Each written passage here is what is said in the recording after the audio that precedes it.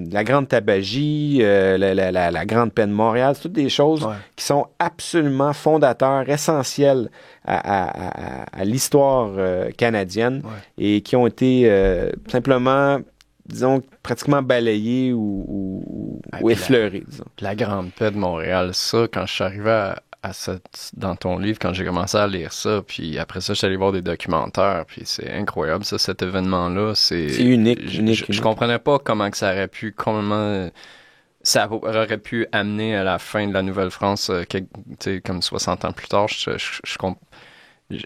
c'est comme une belle histoire, puis là, t'as le point tournant, puis là, tu vois plein de positifs, puis là, tu t'en vas vers quelque chose qui va finalement pas fonctionner, puis juste le chef... Kondiaronk.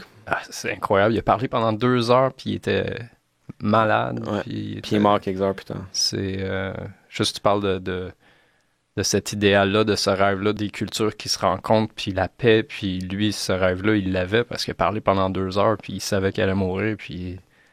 c'est tellement inspirant de penser à ça, là, de pouvoir voir cet événement-là, je sais pas comment on pourrait faire, je sais pas si ça a déjà été montré dans un film, là, mais c'est tellement...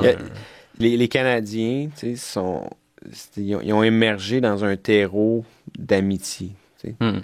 Les Canadiens étaient, tu sais, c'était des joyeux guélurons, là. C'était, tu sais, mettons une image, je sais pas si tu l'avais noté, mais quand je parle des sources de métissage, puis les Ojibwés, puis les Canadiens s'entendaient vraiment bien. Les Ojibwés étaient sur le lac supérieur. Puis à tous les printemps, t'avais les premiers Canadiens qui arrivaient avec leurs canots. Puis là, c'était plusieurs canots, des gros canots. Puis là, au loin, les Ojibwés, là, ils savent, là, c'est le printemps qui est là. Fait qu'on sait que les Canadiens s'en viennent avec leur fourrure, tu sais.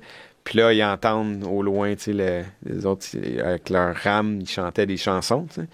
Puis là, t'entends ça. Puis l'image que ça te donne, là, tu sais, tu vas au loin, là, t'en as un qui va, hey, ils sont là, ils arrivent, tu sais.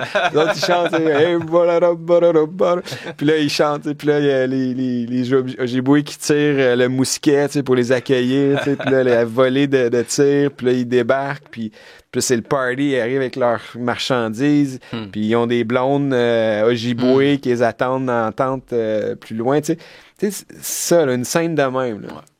Faut mettre ça en film un moment donné, bâtard.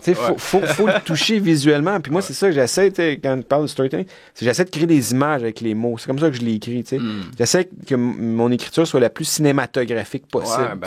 C'est ça l'impression que j'ai eue. Ouais. Ben, il va en avoir un film. Moi, je suis sûr dans quelques années, là, si tu pousses, là, c'est visuel. C'est ça. Je le lisais, puis je pouvais m'imaginer la scène.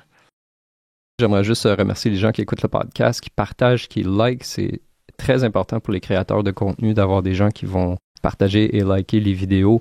Allez sur YouTube, faites subscribe.